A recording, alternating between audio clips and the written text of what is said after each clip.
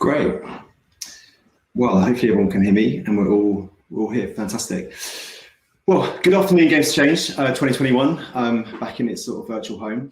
And welcome to the XR and Play Mapping the New Play Space Roundtable. Thank you all so much for joining us today. We're live from, I think, London, California, New York, Austin. That's all covered? I think. Yeah. Nods around. Okay, so today we're going to dive into the possibilities for play which are being enabled by this rapidly evolving technological landscape. My name is Stuart. I'm the creative director and founder of Preloaded. We're an immersive game studio based in London. Long-time friend of Games to Change, and really pleased to be here today. Thanks, Susanna and Jesse, for inviting me. And I've brought together some truly brilliant thinkers and doers who are helping to shape this incredible space. And we've done really well. So we've got people from expertise from AAA games, theme parks, mixed reality headsets, mixed reality software, connected toys, location-based play. We've kind of got all our bases covered. So let me kind of introduce you all very briefly. We have Kelly from Disney Parks. Welcome, Kelly. We have Val from LiveArea and Collabsco. Hey, Val. We have Brian from Lego Creative Play Lab. Hey, Brian. And we have Ebby from Niantic Labs, and also Ali as well. Hey, Ali. Hey. Cool. Good to see you all. Thank you so much for joining us today. So let me explain briefly the format for, I mean, you guys know, but I'll explain briefly to everyone else who is watching. So we have just under 50 minutes, and I'm going to take 10 minutes just to set some context and introduce this incredible possibility space that we're going to be talking about today. And then I'm going to hand to each of the roundtable people with a question, and we're just going to see where the conversation goes. Like, it's going to be quite loose.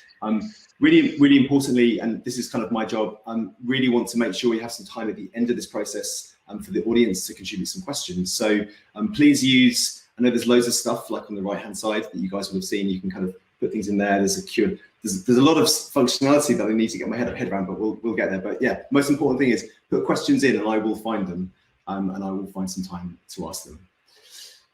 Okay, so let's start with some context. So I have a slide. So this roundtable is all about XR and play, and XR is a term that we use a lot, and often we use it hand in hand with the term immersive.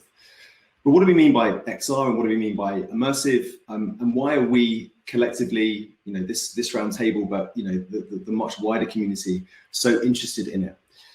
Well, put simply, XR and immersive technologies generally have the power to change almost every aspect of our lives, how we live, how we work, how we play.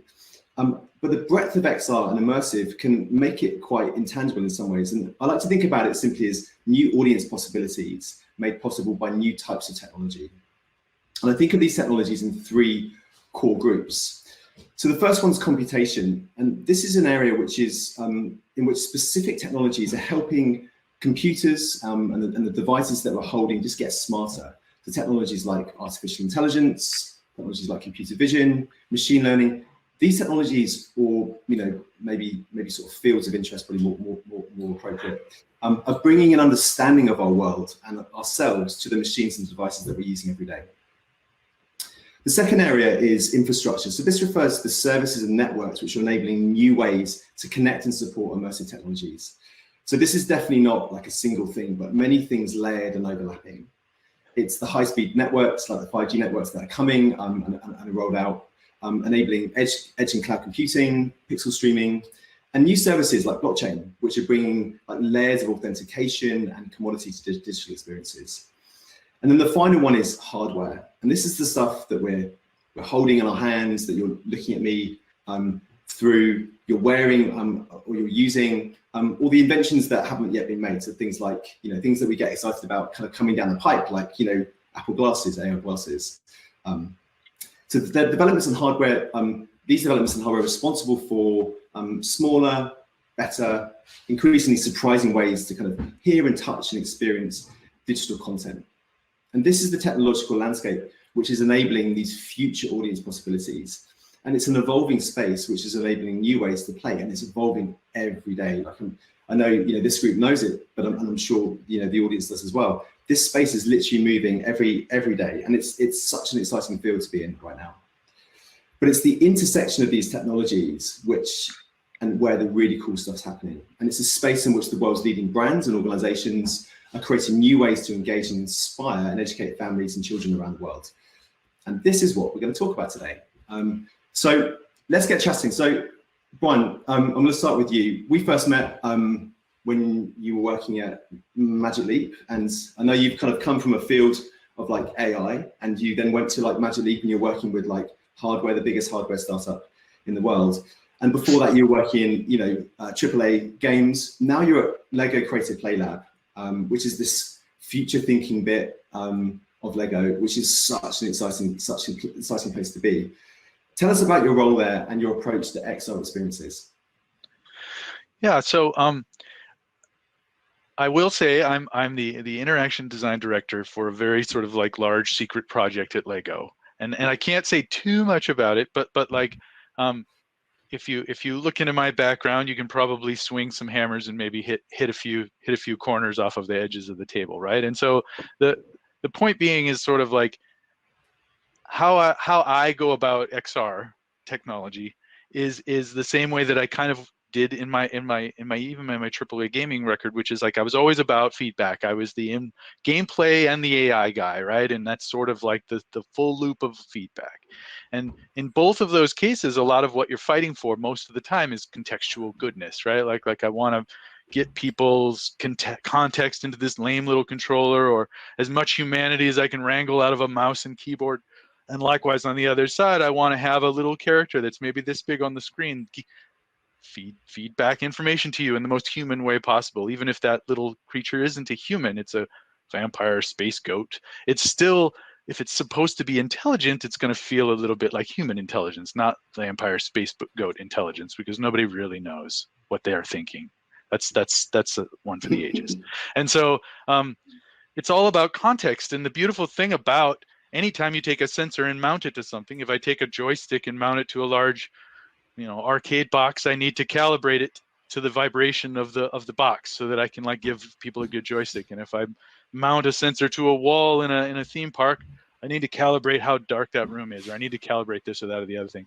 And if I take a bunch of sensors and mount them to a person, I finally get to that point where like I need to actually calibrate the experience to humanity, you know, and like integration is for me the big word. It goes beyond, I think, immersive. Is integrated, right? Like you're now taking into account the human in a much deeper, much more low level, so that you have understanding of that person, and you can then use that context to feed it into the experience, to feed it into the play. And when you know that much about the person, you can give them a lot more freedom. I think people sometimes worry with XR technology that they're giving up a lot of freedom creatively.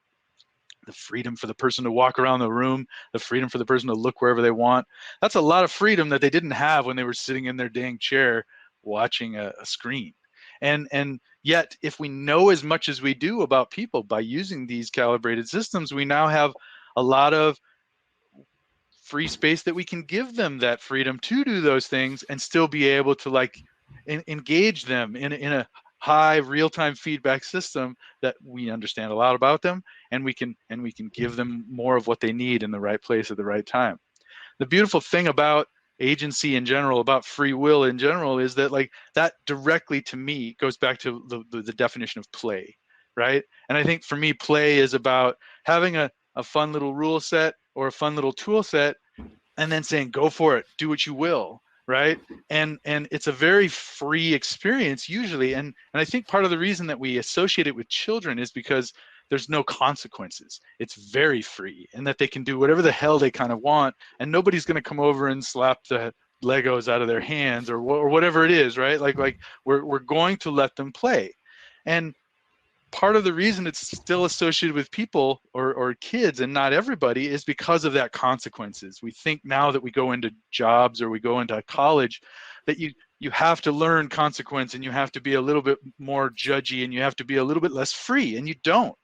The beautiful thing about XR technology, the thing that for me it's going to enable as far as change is concerned, is that a lot of real-time feedback systems are now equipped with human understanding context and much better real-time feedback. And so therefore that playfulness and that ability to experiment and get good feedback so that you can hone in on where you're supposed to be, it doesn't have to just be about play. It can be how we learn. It can be how we work. And we can be a lot more playful in general by having XR technology. And so for me, that's why I'm so excited about the field in general and about like the direction we're going, because I really feel like we have the ability for the first time ever to give back some of the freedom of play that we had when we were kids that got taken away because there wasn't something that knew a lot about us that could like help rein us in once we were no longer children. And now we have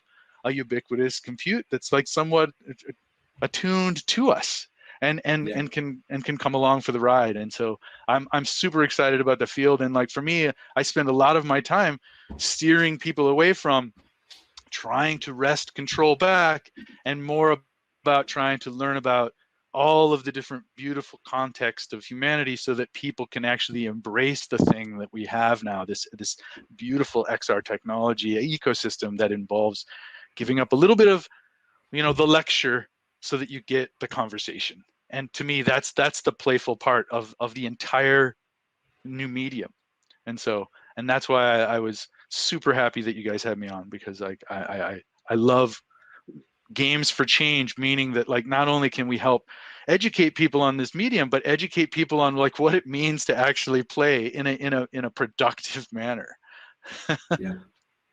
Well, Brian, it's great to have you here. And I think one of the things when I think about Lego is that, and it's interesting, you're American, so you say Legos, but I have to say Lego because I'm English. But I'm sure I will get slapped for doing that. Yeah, sorry to highlight.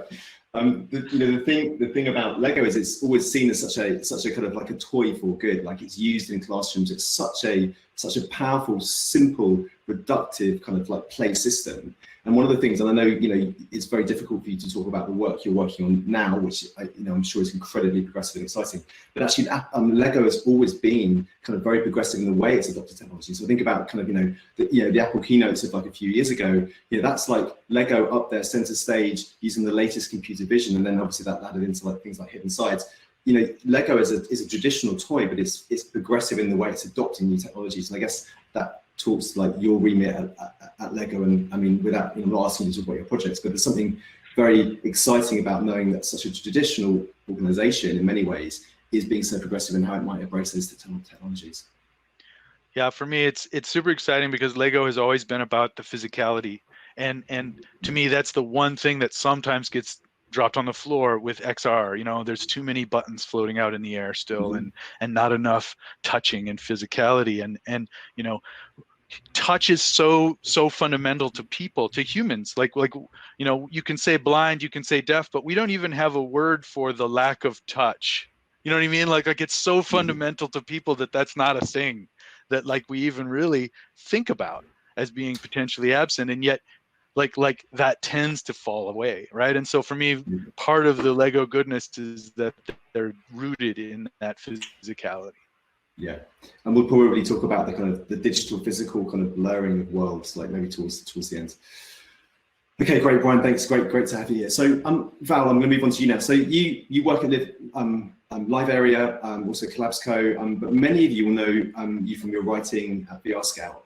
But they should also know you released the first mapping of the connected play ecosystem way back in 2018. And so you've worked and consulted in this space on some of the most interesting kind of highly progressive stuff that I've certainly seen. So as a thinker in doing this space, how have you seen things change since 2018? And how do you see like audience expectation? How has audience expectation changed since then? And what is the expectation kind of like looking forward?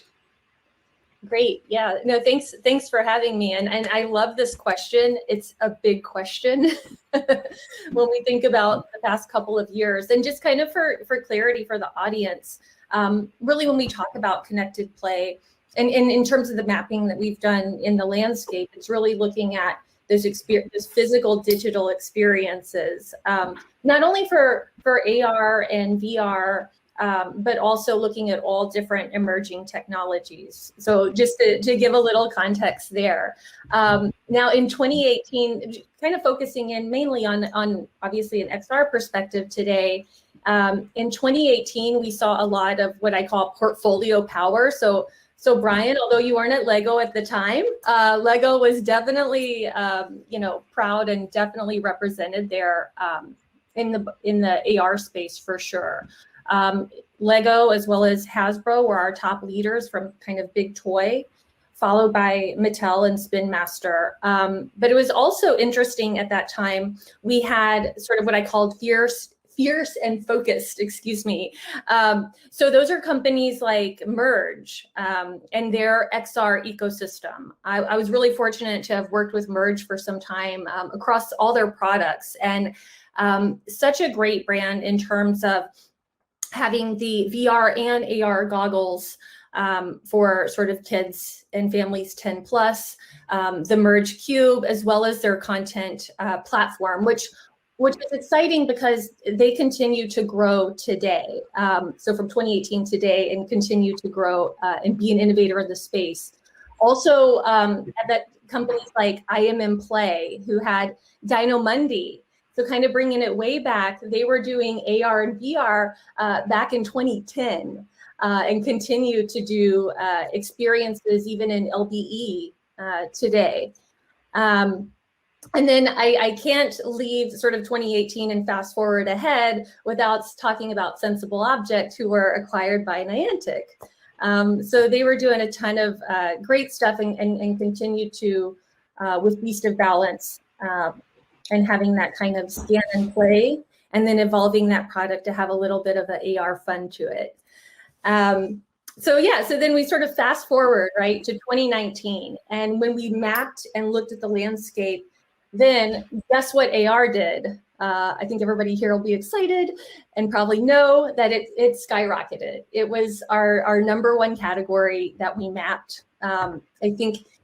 I believe it was 118% increase in terms of sort of physical digital toy and game products just in 1 year. So yeah. And then also from a VR standpoint, we started seeing more toys, not necessarily from the big toy companies, but more independents experimenting with their own kind of VR headset and supporting content at that time.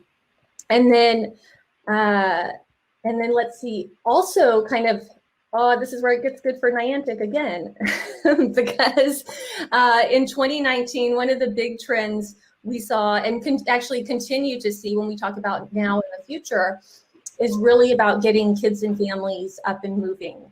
So as we all saw, and we continue to see, again, Pokemon Go just like climbing across the world. And we were seeing other experiences at that time, like Dragon Quest, Harry Potter, Wizards Unite, Jurassic World Alive, kind of getting people moving. And then other interesting things. And Phil, what I think might be, you may know them, but there was Play Viva, and they were all about kind of extending, having augmented reality experiences in parks. So just kind of like playscapes in parks and having AR experiences. And then also augmented board games was sort of like a big deal, right? So you're looking at things like Mattel having Pictionary Air. There's a teeny tiny, really great company down in Uruguay called Unicorn Games, and they had a board game called The Explorers. But then you're also seeing kind of like bigger, more premium things like the Last Game Board and Tilt 5, right? Who are really kind of doing interesting things when it comes to like looking at the board game or game board in new ways. And then what we also saw at that time was more adoption in LBE. So you start seeing more things like Beat Saber in everyday arcades, right? You start seeing more VR experiences in like your main event, in your Urban Air, in your Dave & Buster's. And then COVID hit, right? So just kind of fast forwarding along to where we are now and looking ahead, we obviously saw LBE numbers go down, but what we did see is more VR numbers going up. So people, like when it comes to kids and family, I don't have my headsets at hand here, but you started seeing people like where they maybe had their mobile headsets in the cupboard. They were bringing out their mobile headsets and they were kind of re-engaging with mobile VR that maybe they hadn't in a while. Families, and I'm like, I can raise my hand here, you know, where that may have been on the fence in terms of investing in headsets, right? Like with Quest and Quest 2 coming out. It's like, hey, we can't go to the arcade, but let's bring, you know, the arcade home to us. And I think like during COVID and also, you know, just to keep an eye on are companies like Resolution Games. So like in the middle of COVID, right, they had Cookout. If you guys haven't played that, it's one of our favorites. But Cookout and— I'm writing it down. And Blackstone as well. And so like that's another trend throughout COVID, and I think we're going to continue to see is that kind of VR fitness, not only for just like super like people who are into VR, but like kind of extending that play for kids and families. I mean, even in our kind of home and community, we have our own like leaderboard challenges with different games. That's awesome. And then kind of thanks. And then also when we look at kind of play over the last year and current trends that we're seeing, we're looking at things kind of bringing back to LBE. So LBE went down. We're seeing the numbers come back up. And I can't wait to hear what Kelly has to say in a little bit about her experience. But we're definitely seeing a lot of research and data, even released as recently as last week, anticipating LBE ticking back up. One of the areas we're seeing is sort of retailtainment. So like with Brian being at Lego, they just launched their huge experience in New York with loads of you know, interactive and fun play. They've had the Mosaic Maker for a while that they worked with Trigger Global on. There's things like the Make Your Own Fish experience that they have at their headquarters and a couple of things. But and so Lego, I think from a toy and game is definitely a leader right now in that retail play space. But I think as stores and people are going out, retailers are looking like, hey, I've got all this real estate. I need to be a little clever. So you're seeing retail locations cutting good deals, being flexible with their renting options. And so I think we're going to see companies like Spree Interactive. We actually work with them at LiveArea, but they do free roam VR, and they're in shopping malls in Germany. And so I think we're going to see more of that in other places. And then, oh, go ahead. Well, I was just going to say, like, what you're describing. I mean, and by the way, that's an amazing like summary of the last sort of like 4 years. I feel quite exhausted. The technology is moving so quickly, and like as new technology comes online, it begins to kind of like converge with other technology. It's creating these new types of opportunity, which is so exciting. And those opportunities, some are kind of utility, some are about changing behavior. And I think it's those sort of it's the change of behavior that then triggers a change of expectation for audiences and creates a huge opportunity for kind of brands and organizations and makers generally. I think I want to bring in Ebby here because, you know, we've talked about this sort of change of behavior and change of kind of expectation. And Ebby, you're senior engineer on the most, you know, probably the most ubiquitous piece of XR play in the world right now, Pokemon Go. Everyone knows about Pokemon Go, but I think they'll be surprised by the power of it. I'm really interested to kind of get your kind of frontline view of like how are people using Pokemon Go and like what's the kind of transformational power from a kind of behavior perspective and Yeah, for sure. So kind of talking a little bit about how Val was talking about looking at the game board differently. Pokemon Go and other Niantic games really build off of the idea that the world is a game board. And so when the world's a game board, that means you have to go outside and maybe do some walking. And kind of like to put it in perspective, like I was looking at some stats, and Pokemon Go, since its launch, has had players walk 49 billion kilometers. And whoa, like stats. To like even think of like, okay, what does that number even mean? I like looked it up, like compared like the Earth's circumference it's about 1.2 million times that. Okay, that's still a really big number. It's like about 64,000 round trips to the moon, which is also a really big number, or about like 65 round trips to Mars, which Mars is really far. And so I think it's really impressive, even still to Pokemon Go, people working on Pokemon Go like me, to see like how much our players interact with the game and how much they're just, you know, out there doing stuff. So like, yeah, like Pokemon Go has had like a big influence on our players.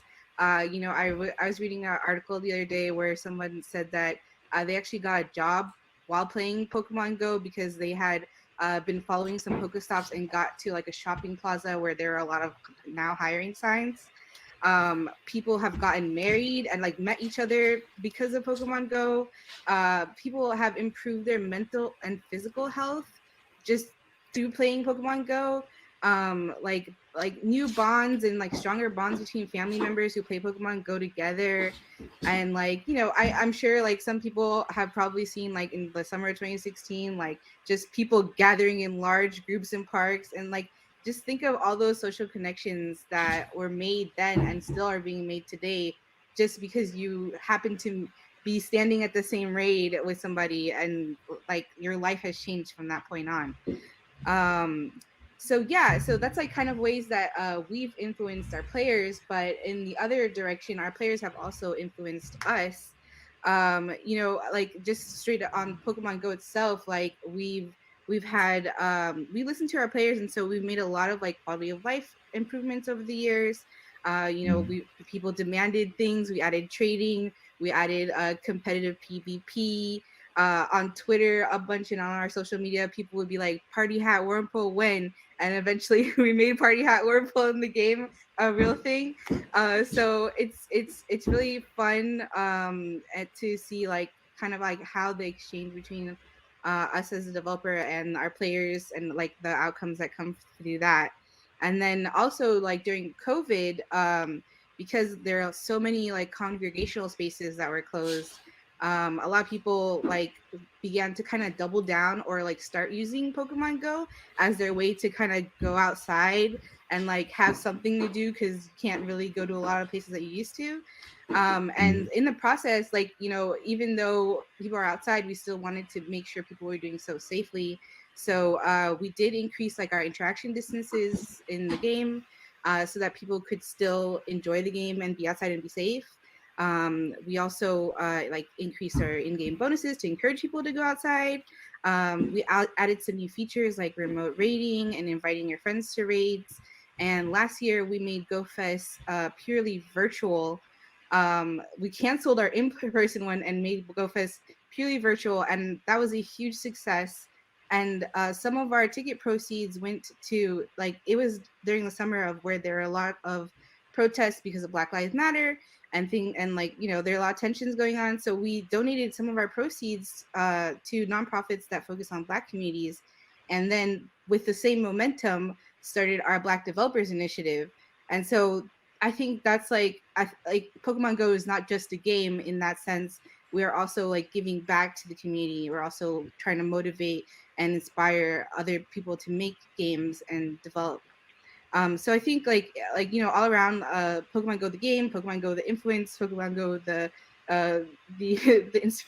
inspiration are kind of like our successes are kind of a celebration of the possibilities of, like, you know, what does XR mean, and like what does it mean to be a game for change? I think it makes like a big positive impact, like even at a world scale.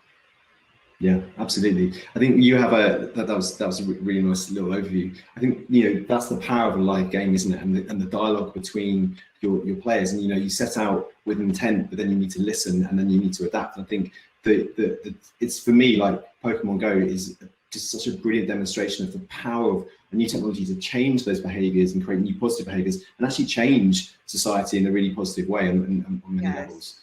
I thought, exactly. You know, the COVID response, I think, was, I mean, you know, when you've got a a game that's about being outside, and actually being outside is challenging, and you know, some people would consider it to be dangerous. It's like the way you guys responded to that, I thought was fantastic. And actually, you know, it's about the evolution of the game design, and I think it was just done quickly and you know, really, really successfully. So congratulations to you and the team for that. Okay. Yeah. Well, I mean, you know, and I mean, not just me, everyone is playing it, right? A little bit. Okay, let's move on to Kelly. So Kelly, you're VP of Digital Product Strategy and Partnerships at Disney Parks. And you and your team are working in XR generally to bring the Disney magic to fans and park visitors around the world. You've got such a broad, I mean, I know your job, you've got such a broad remit. Is it even possible for you to summarize your interest in XR and where you see the greatest potential? Yeah, no, and this has been a great conversation. I already made a lot of notes that I think that, you know, both from Brian and Val and from Ebby, you know, great points on how we think about this space. So, you know, yes, it's a very big job, and Disney's a very big company that has an amazing mission as far as what it's known for. And I won't bore everyone with an entire history of how Disney has established, and especially the parks business, you know, really this evolution of thinking about play and what it means to come together. I always joke that I would be remiss if I didn't mention Walt Disney in every conversation that I have. But, you know, when Walt Disney created Disneyland, he did so with a very specific intention, that it wasn't about parents watching their children play at a playground.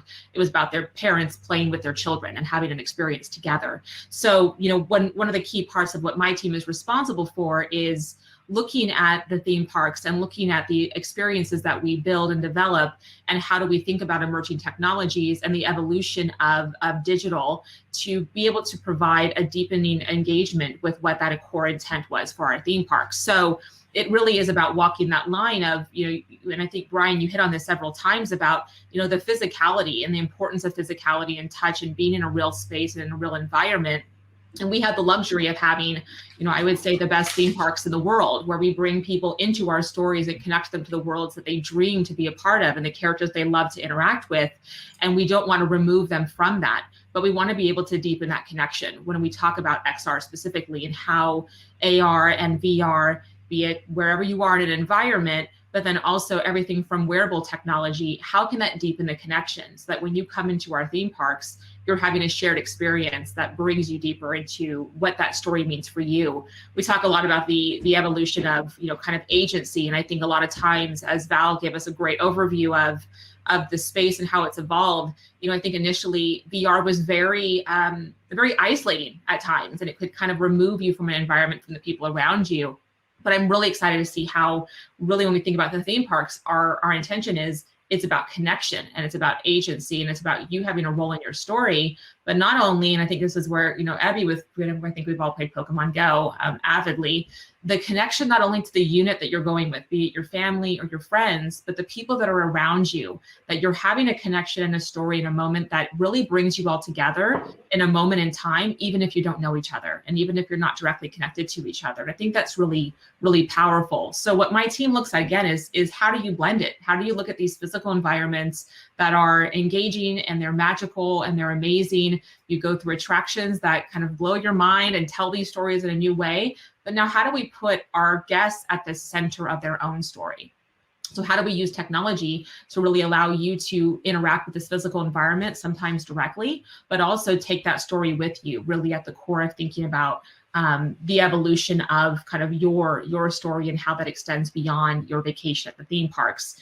And I think what, you know, Phil, you hit on it, and Val hit on it, I think, as well, you know, what this really comes down to, and I think what many folks on this call have had, you know, a key hand in, is how technology shifts, and then when is the right time, be it that the consumers are now demanding that. And part of it is innovating to the point where you're showing possibility that maybe didn't exist before. So you're starting to introduce that, but then being able to really maximize that. So when you think about the shift in the retail space, you know, Disney is a very large company. We have pretty much multiple different types of businesses under one umbrella. So we think about, you know, the theme park, which may be about storytelling, and it might be about experiencing an attraction, meeting a character. There also is a shopping element, and that shopping element takes place not only in our theme parks, but also at your local mall. And so how do we think about, again, extending those connections and deepening the way that we are interacting with our guests, even in a retail environment at their mall? And I think that's where we have a huge amount of opportunity in thinking about the evolution of what play is and making that something that is accessible and relevant, not only when you're at a theme park and maybe, and again, I think Brian hit this really well, we could spend a whole other session on, you know, how play is sometimes compartmentalized to something that only happens at a certain age and then you're done with it. We really want to break that down as well. And it's something that everyone can channel what it felt like to be a kid and to believe in magic. And that can happen in a theme park, but that can also happen out in the real world. Amazing, amazing. So, I mean, one of the things that I'm aware about parks is that, and actually from kind of Walton's original intent was about trying to use technology to deliver really magical experiences. And where do you sit on that kind of like how visible technology can be? Like, do you have a kind of like a kind of North Star around making visible technology invisible? Like, where do you sit on that kind of spectrum? Yeah, there's a term that we use quite frequently internally that I love, which is called, you know, technology in service of story. And what that really means is that, and I think it is, you know, to your point, Phil, very much the center of what Disney does, which is that we want technology to be invisible.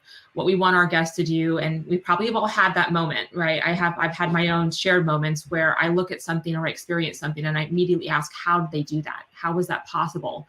And that's what we want. We want to have those moments of awe, and we call it surprise and delight. And we want to make sure that we can allow people, again, to step out of the real world in some ways and be really in this moment of fantasy and true magic. And so everything that we do, and even as we think about bringing technology into our theme parks, we always want it to become kind of invisible. We don't want to bring in experiences that require our guests to be looking at their phones constantly and very heads down. We want to bring in technology that allows them to step out of their daily lives, sometimes put the screens away or make those screens as invisible as possible so that you're really stepping into this fantasy world as yourself.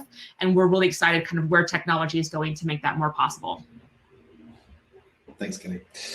What I love about Disney parks and the world that you kind of live in is it's a very controlled environment. And I think, you know, as developers, we really like that kind of controlled space. It's designed. There are specific viewpoints that you're looking at. That it is a space that you can count on to stay the same and be kind of be a platform for creating those experiences.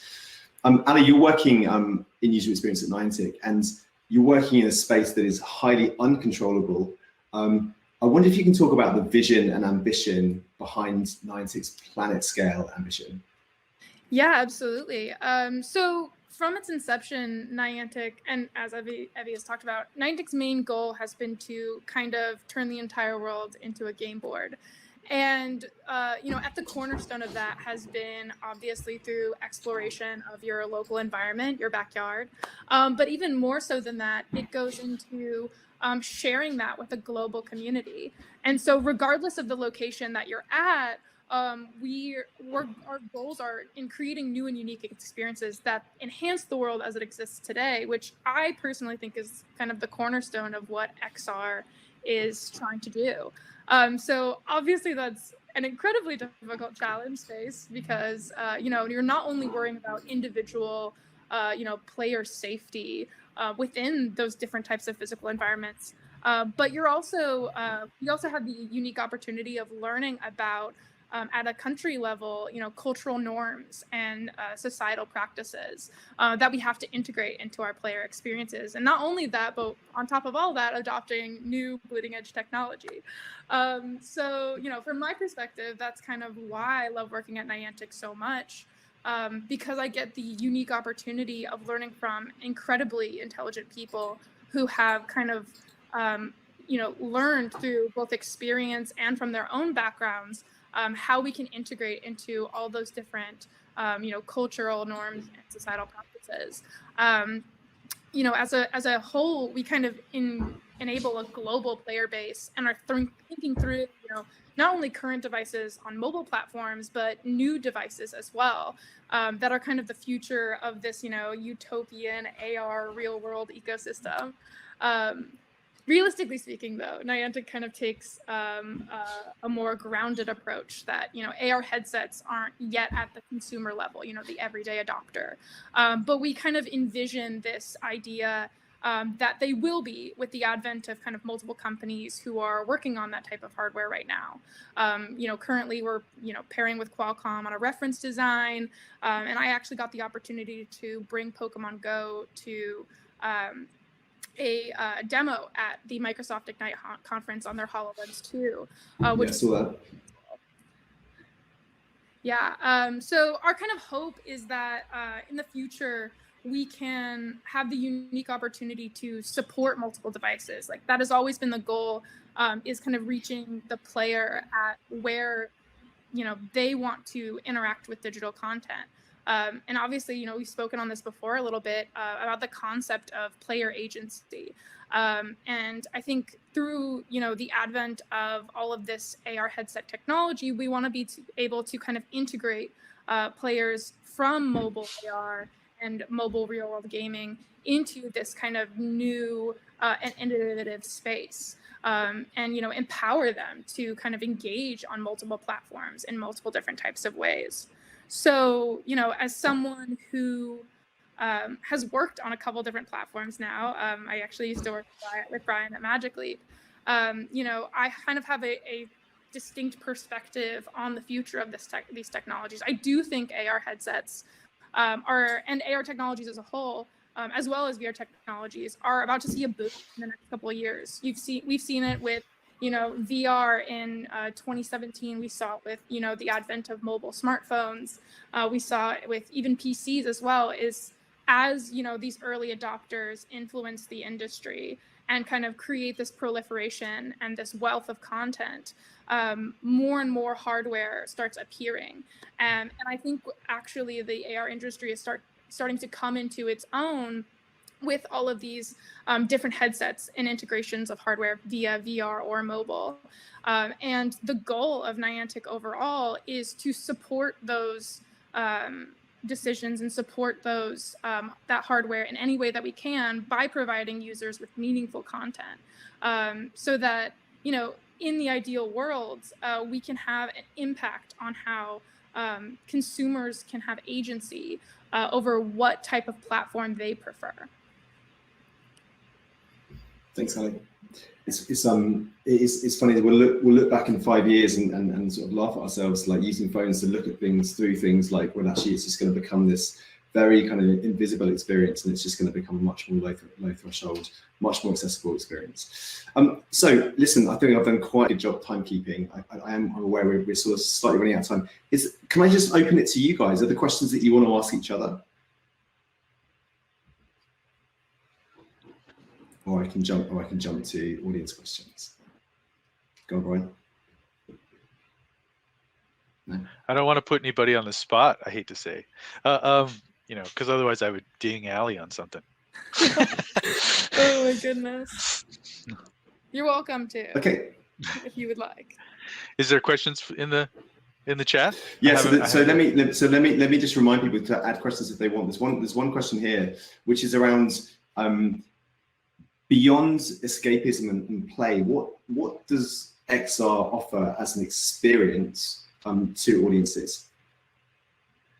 I mean, that's the beautiful thing about it, is that it tends to be less about escapism and more about actual inclusion of your surroundings, about the people around you.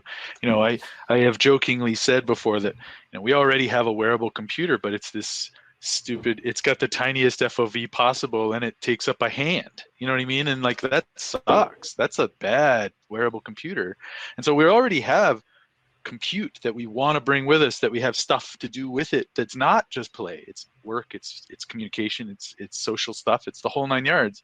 So like, we just need to make a much better version of a wearable ubiquitous computer, and that's kind of what XR is hoping is getting us in that direction, right? And so it's not just about play, it's more about having that ubiquitous compute and the ability to have real-time feedback for learning, for for work in general, for like remote instruction is probably the biggest XR application currently on the planet, and it has nothing to do with play. You know what I mean? Like yeah. I think part of the reason that you hear a lot about play and you see a little bit of games is simply because people let their guard down when it's a game, and they don't think about like, is this going to make me crappy at my job, or is this going to whatever? It's so they can get into it and they can actually just sort of like get a sense for what it is that they're even experiencing. And so it's more like way to get their foot in the door. And it's not so much that we're all hoping to make play the only thing you ever do. It's more that it is a way to engage people with new technology that isn't scary. Anyone else want to jump in on that?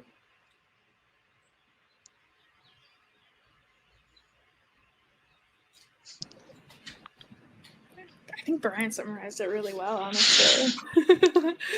I think that's like the summation of all of that is the ideology that, you know, play has a huge influence on the adoption of new technologies, and even speaking to previous iterations of, you know, hardware as a whole. You know, Brick Breaker on BlackBerry, you know, different types of console games on Xbox Live. You know, these are the things that allow people to kind of think bigger and immerse themselves more.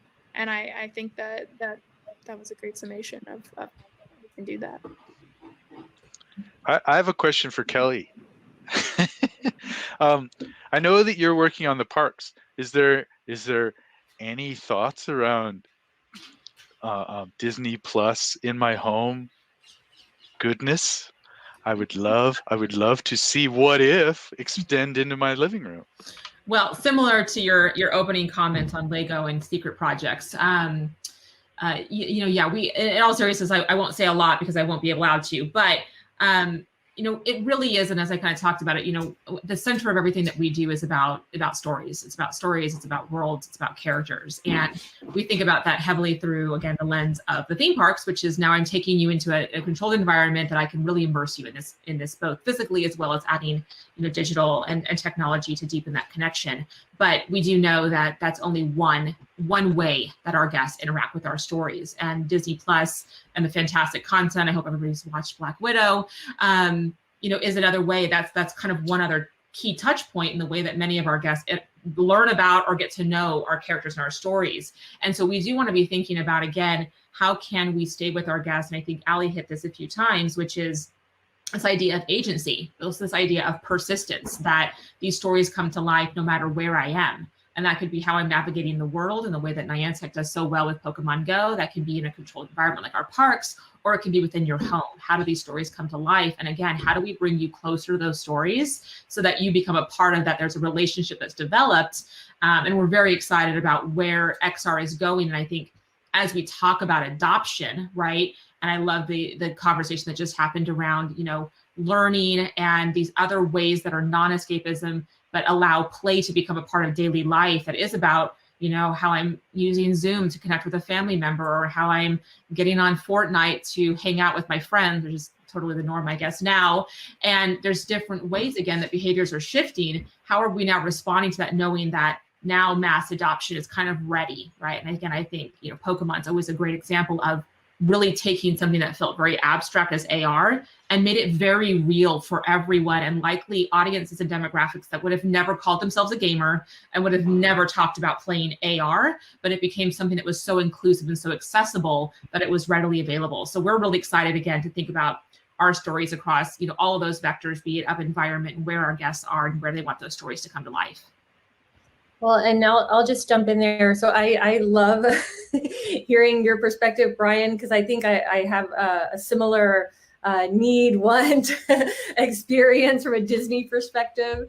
You know, and Kelly, you and I sort of briefly spoke last week, you know, and it's like, for me, it's as a, you know, not as a research nerd or any of that, but just as a pure, you know, consumer fan, right? I want to be able to jump into my Disney Plus experience. I want to be able to go, you know, on my quests in Galaxy's Edge. And then, oh, by the way, when I get to the park, I want to have, like, you know, my own sort of experience served up for me. Like I'm rewarded because I had that experience in Galaxy Quest, or I did that, you know, I viewed that content on Disney Plus. And I'm sure with Disney, we're not too far away from there. But that's kind of like what I see in the very near future. Yeah, I mean, I as a sort of someone who is not connected to Disney or Lego, like, you know that the living room, the future of the living room is a space which is being kind of like fought over, and there will be, stuff coming to set-top boxes, and there will be more interesting kind of connected experiences that extend the kind of more traditional kind of passive, like lean back experiences that are happening. And so I think what we're describing is just like, technology coming at the right time and just opening up those new possibilities for audiences. And I think it's the question around, like, is it just about escapism or play? It's really, we're talking about opportunities to do like platforms and opportunities to do completely new things, and actually it can be used for anything from education to inspiration to behavior change, education. So I think it's a ripe area for kind of like all possibilities. It's not specifically linked to entertainment, for sure. I think also, if I can steal a minute. Yeah, of course. One of the things that I'm looking forward to by being more integrated into the living room is a little bit of a breakdown of the sort of like, it's either aggressively interactive or it's the lean back. Like, I want to see a bit more of the gradient in the middle, in exactly the same way that, like, if I'm in an open office space, I could either be the center of attention or completely unattached, but I can still hear those people, or I just occasionally stick my head up and go no, and then dive back under my desk. You know what I mean? Like I can pop in and out and not feel like there's only one or the other, right? And I think that one of the things that's for me is super awesome is about the thought of like being able to come in and be watching a show and like actually engage with it for 5 minutes while I have the time, and then just walking away when I don't, and it keeps going or it doesn't or whatever. But point being is that we can blur that line just a little bit between quote unquote active and passive interactivity. And that's super exciting for me, because I hear a lot of people say, oh, people want to like relax and lean back and not be so actively thinking. And I'm like, that's because they've never actually been given options where they can like just go in a little bit. They either have to be all in with a 6-axis joystick that's sucking their soul out of their bodies, or they're literally in an IMAX theater and they're not a thing. They're not a part. And like, if they had been given more options in the gradient, I think they'd be more excited about potentially being able to be engaged a bit more than just sitting on the couch. I agree, Brian. And what was really great is Nickelodeon did some experimenting in that space, right? Like, they had their awards show where you could hold up your phone at key moments and have these like AR experiences, or they did participatory quizzes or engagement. So I think they've done a good job of, like, to your point of like, if I want to engage, if I want to be in the quiz, if I want to augment slime someone in my living room, I can, or I can just see who won the award. That's cool. But yeah, I'm excited about those experiences too. Well, we're talking about new affordances and new behaviors, and actually the designing for audiences and designing for families and designing for that. So those different types of experiences is kind of what it's all about. So that we've hit time, so I think we'll wrap it here. Can I just thank Ebby, Ali, Brian, Val, and Kelly? Thank you so much for this. I really appreciate it. I really enjoyed the conversation.